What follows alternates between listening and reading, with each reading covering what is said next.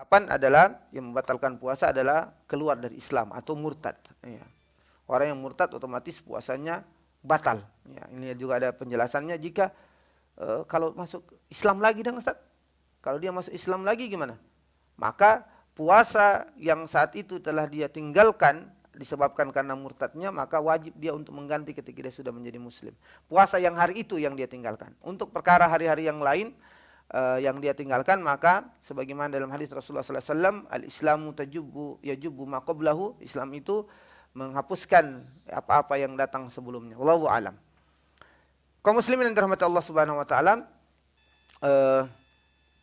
berkaitan dengan yang membatalkan puasa, perkara kedua di mana diwajibkan untuk mengqadha dan juga membayar kafarat.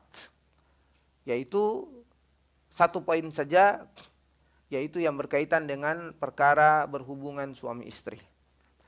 Ini jelas berkaitan dengan syahwat, dan juga sekali lagi yang dimaksudkan berhubungan dengan suami istri adalah ya, ketika suami dan istri menyengaja di siang hari bulan Ramadan, ya, kemudian melakukan hubungan suami istri dengan, ya, sekali lagi saya mohon maaf karena harus dijelaskan secara detail, dengan menyengaja memasukkan kemaluan suami di kemaluan istri.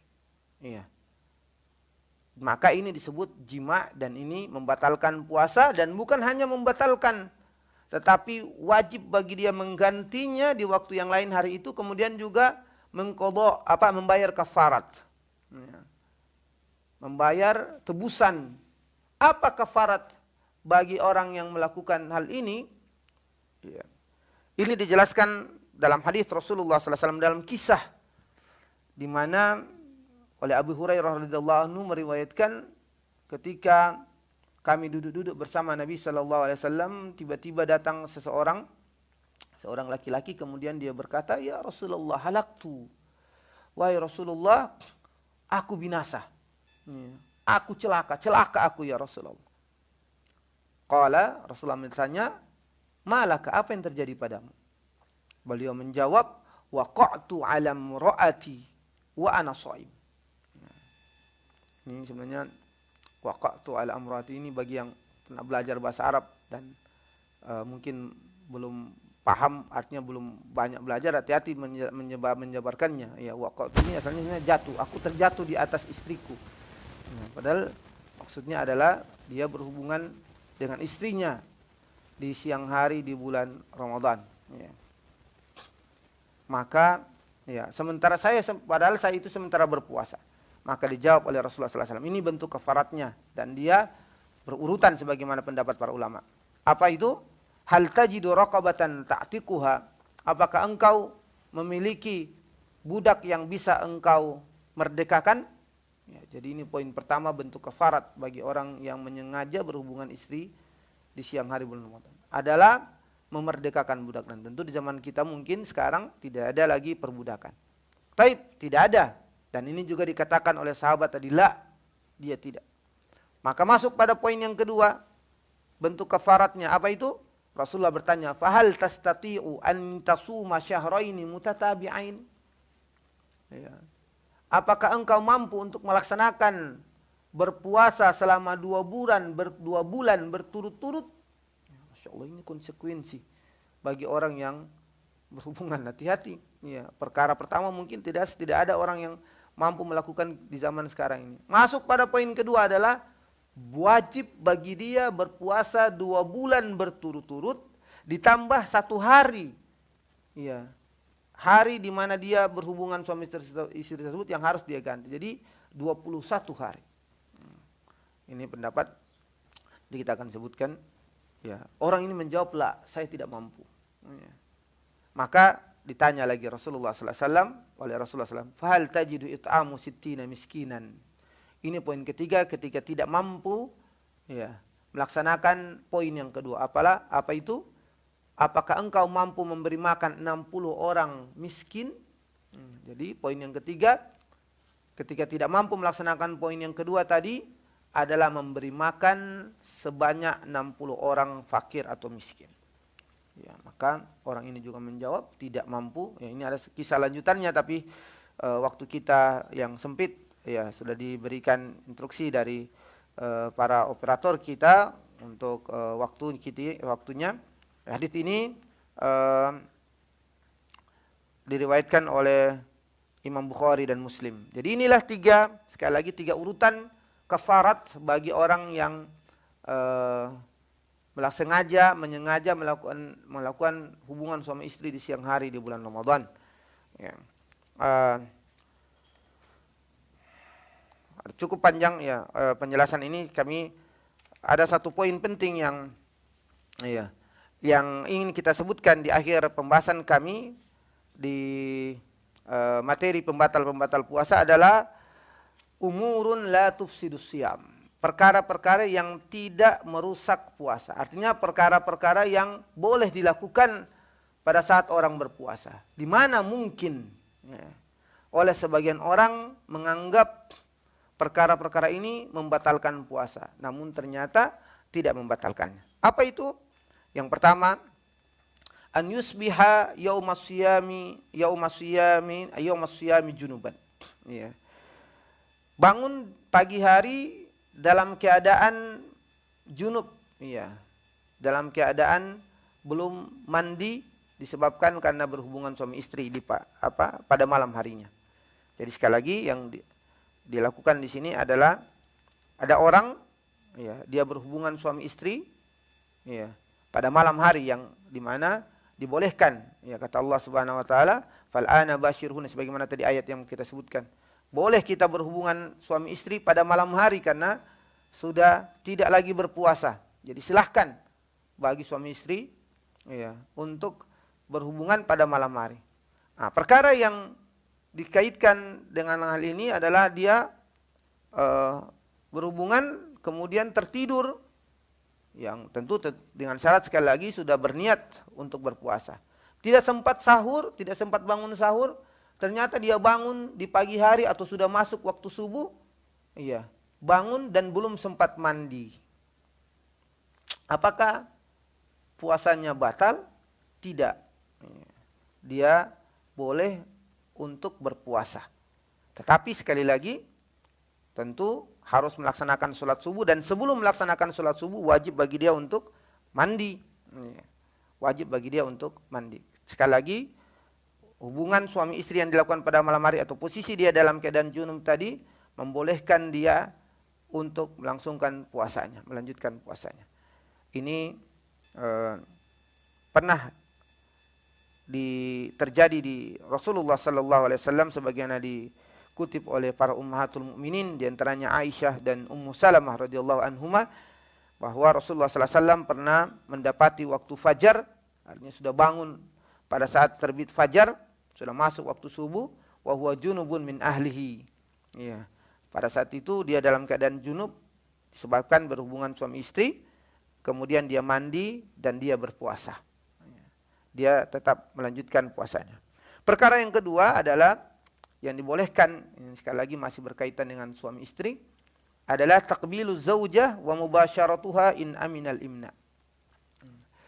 Adalah mencium serta melakukan perkara-perkara yang berkaitan dengan syahwat, ya, kepada pasangan istrinya atau suami istrinya. Tetapi, ya, dengan syarat tidak sampai mengeluarkan air mani. Jadi ini perkara yang dibolehkan. Mohon maaf, mungkin ada kebiasaan suami istri, suami ketika pergi berangkat ke kantor atau ke tempat kerja, istri mencium tangan atau mencium pipi, ya, suaminya atau sebaliknya. Ya, perkara-perkara yang dilakukan pada saat walaupun itu dilakukan pada saat berpuasa, maka itu tidak mengapa dan tidak membatalkan puasanya. Ya.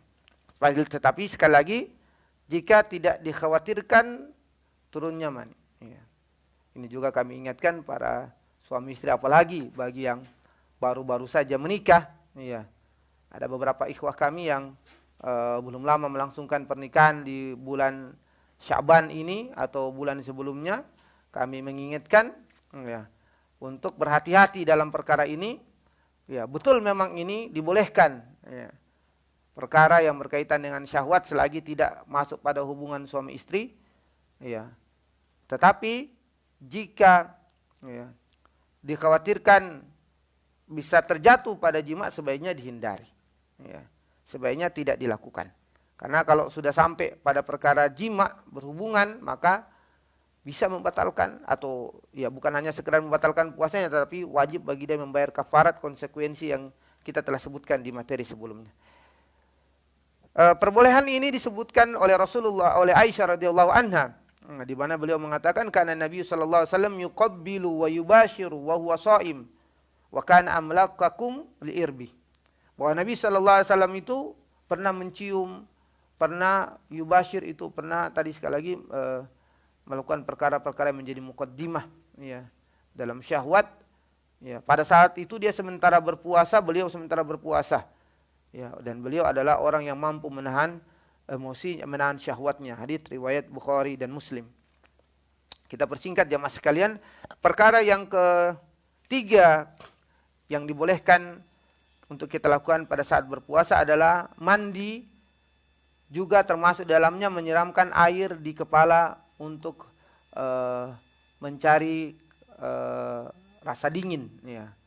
Ini mungkin di beberapa daerah tropis yang panas, alhamdulillah mungkin insyaallah Ramadan kita kali ini tidak mengalami panas. Tapi jika ada situasi yang begitu sangat panas, ya, kemudian kita dengan tujuan untuk mendinginkan suhu badan kita dan kita mandi atau hanya menyiramkan kepala, maka boleh. Ya. Dan bahkan dalam Islam memang dibolehkan orang mandi sementara berpuasa, tidak jadi masalah. Ya. Nabi SAW juga melakukannya dalam beberapa riwayat ya, yang kita persingkat. Yang keempat, al-madmadah wal istinsyaq min ghairi mubalaghah.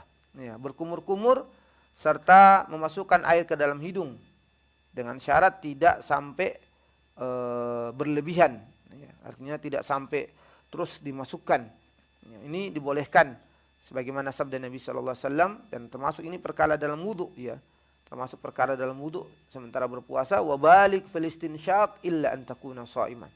Dan bersungguh-sungguhlah kalian dalam beristinsyak, memasukkan air ke dalam hidung ya, kecuali jika kalian dalam keadaan berpuasa. Hadis riwayat Imam Bukhari dan Muslim. Yang kelima, ini bagi para ibu-ibu dan mungkin kita semua, yang ini menjadi solusi bagi kita. Di sore hari masak, ya, sang ibu-ibu ini masak makanan, dia tidak tahu, atau membuat minuman, dia tidak tahu minuman ini sudah manis atau tidak, teh ini sudah manis atau tidak, atau makanan ini sudah sesuai dengan standar atau tidak. Maka bolehkah dia mencicipi makanan tersebut? Ya. Maka pendapat atau poin yang kelima ini adalah yang dibolehkan mencicipi makanan atau termasuk juga minuman. Lil hajah, untuk kebutuhan, selagi tidak masuk ke dalam tenggorokan. Jadi ini dibolehkan. Ya. Tapi sekali lagi dengan syarat jangan sampai masuk terus ke tenggorokan. Cukup masuk di dalam mulut, karena alhamdulillah Allah memberikan perasa dalam diri kita ini ada pada lidah. Ya, apalagi kata yang saya pernah dengar itu, untuk rasa manis itu ada pada ujung lidah. Maka cukup kita rasa, kalau dia sudah cukup manis, bagi ibu-ibu khususnya ini, maka setelah itu sisa dari rasa itu tersebut kemudian dikeluarkan, dibuang. Ya, jangan ditelan. Kalau sudah ditelan berarti membatalkan puasa. Dalilnya adalah perkataan dari sahabat Abdullah bin Abbas radhiyallahu anhuma. Beliau mengatakan, la ba'sa an yadzuqal khil aw syai' ma lam yadkhul halqahu wa huwa shaim. Tidak mengapa untuk merasa tepung atau yang lainnya atau sesuatu selagi tidak masuk ke dalam tenggorokannya pada saat dia berpuasa. Ini disebutkan oleh Imam Ibnu Abi Syaibah ya, dan dihasankan oleh para ulama. Sekali lagi, jika ada kebutuhan ya. Jika ada tidak kebutuhan, maka sebaiknya tidak usah. Ini kita seakan-akan menyengaja kalau seperti itu. Kalau ada kebutuhan. Yang berikutnya ya, yang dibolehkan dalam perkara atau pada saat berpuasa adalah berhijamah atau berbekam. Tapi sekali lagi dengan syarat jika tidak khawatir untuk lemah. Jadi orang yang dia kuat, fisiknya mampu dan memang terbiasa untuk berbekam, maka silahkan bagi dia untuk berbekam pada saat bulan Ramadan, karena bekam itu mengeluarkan darah-darah kotor. Ya. Tapi sekali lagi dengan syarat dia merasa mampu. Kalau dia merasa tidak mampu, maka sebaiknya jangan. Dikiaskan tentang hal ini, ya, atau dalilnya sebelumnya adalah, saya singkat saja. Oh ya, dikiaskan dengan hal ini adalah berkaitan dengan donor darah. Mendonorkan darah, karena sama hukumnya mengeluarkan darah juga, ya, maka hukumnya dibolehkan, walaupun dia saat itu sementara berpuasa. Tetapi sama dengan syarat tadi adalah jika memang dia merasa kuat dan mampu untuk mendonorkan darahnya. Jika dia merasa tidak mampu, maka sebaiknya jangan. Karena bisa jadi menyebabkan dia lemah dan meninggalkan puasanya dan harus menggantinya pada waktu yang lain. Yang ke-7 sampai yang ke-10. Yang ke-7 adalah memakai cilak, ya, alat di mata, yang mungkin ada yang berpikir, Ustaz, dia menyengaja untuk memasukkan sesuatu di matanya. Ya, ini dibolehkan. Ya. Juga kaitan dengan hal ini yang ke-8 adalah memasukkan tetes, ya, tetesan-tetesan di mata atau di kulit-kulit kita. Ada misalkan di antara kita yang melakukan perjalanan kemudian masuk debu di matanya, ya, ada obat tetes, maka apakah boleh kita memasukkan obat tetes itu ke dalam mata kita sementara berpuasa? Boleh hukumnya, dikiaskan dengan hal ini. Masuk juga yang ke-9 adalah al-huknah atau menyuntik, suntikan. Ya, suntikan ke dalam tubuh. Wallahu alam, ini secara umum, walaupun nanti ada perbedaan pendapat para ulama, ya, ulama kontemporer khususnya, bagaimana jika suntikan itu berkaitan dengan nutrisi dalam tubuh, berarti sama dengan makanan. Ya. Jadi selagi kalau bukan suntikan selain makanan, asal hukumnya boleh. Tapi bagaimana dengan yang jika bermasukkan nutrisi dalam makanan? Ini ada perbedaan pendapat para ulama. Walaupun pendapat kami mengatakan, atau menurut kami adalah hukumnya juga sama boleh. Ya, wallahu alam. Kenapa? Karena sebabnya yang pertama, bahwa asalnya nutrisi makanan yang dimasukkan melalui suntikan tersebut tidak dapat mengganti posisi makanan itu sendiri, dan itu sudah dijelaskan oleh para dokter, ya, yang berkompeten dalam bidang tersebut. Ya. Makanya orang yang sakit dia masukkan, walaupun dia diimpus misalkan makanan, coba ditanya pasti tetap diwajibkan dokter itu, kalau orang itu sudah mampu makan tetap wajib untuk makan, karena prosesi makanan itu tetap tidak, prosesi impus itu tidak masuk pada, atau tidak dapat menggantikan, asalnya tidak dapat menggantikan posisi makan. Yang kedua, bahwa pengertian dari puasa tadi kita sebutkan, ada pengertian dari makan dan minum yang menjadi pembatal puasa adalah sekali lagi memasukkan dengan sengaja sesuatu ke dalam mulut melalui rongga mulut, melalui mulut kita sampai ke. Sedangkan tadi prosesnya adalah tidak melalui mulut, ya. Maka ini tidak disebut makan. Dan yang ketiga, tanda salah menjadi dalil juga, menjadi alasan bahwa rata-rata tetap orang yang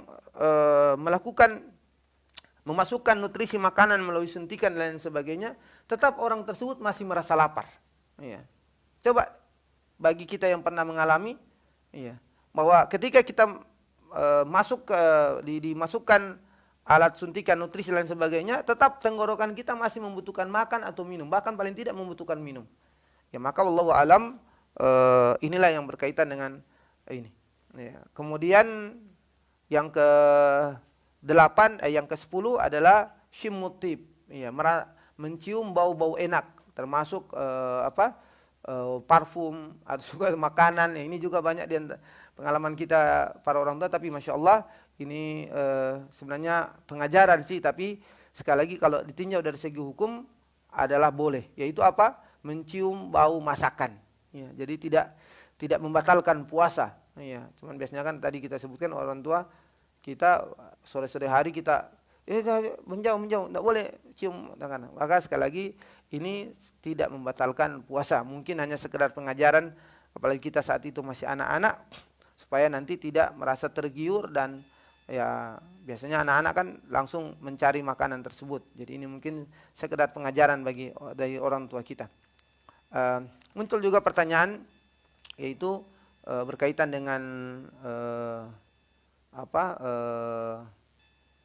bagi orang yang penyakit asma, ya. Allahu alam, kami sampai sekarang masih mencari referensi akan hal itu. Bagaimana hukum dia memakai obat yang disemprotkan ke dalam mulut, ya, ke dalam mulut. Wallahu alam, nanti kalau ada pertanyaan ini kita akan coba cari pembahasannya, karena tadi memang belum sempat kami untuk mencarinya. Yang ke-11 yaitu bersiwak. Perkara yang dibolehkan adalah bersiwak. Yang ini menjadi sunnah juga, walaupun ya tentu sebaiknya tidak sering dilakukan pada saat berpuasa. Berkaitan dengan siwak juga adalah bersikat gigi. Dikiaskan hukumnya bolehnya seorang yang berpuasa untuk bersikat gigi. Ini kan kalau kami perlu singgung, di mana ada sebagian yang melarang orang untuk bersikat gigi. Kenapa? Selain katanya bisa jadi dikhawatirkan untuk membatalkan puasa, juga katanya ada dalil. Apa dalilnya? Yaitu sabda Nabi SAW, la khulufu famis shaimi atyabu indallahi min rihal misk. Katanya bau mulut orang yang berpuasa itu, ya, lebih baik dari di sisi Allah Subhanahu wa taala dari minyak kasturi. Ini minyak parfum yang paling harum. Maka jawabannya adalah pertama, dalil ini bukan menunjukkan akan diharuskannya seorang yang berpuasa untuk tidak boleh menyikat giginya, tidak, atau membersihkan giginya, tidak. Ya. Ini menunjukkan keutamaan dari orang yang berpuasa, karena puasanya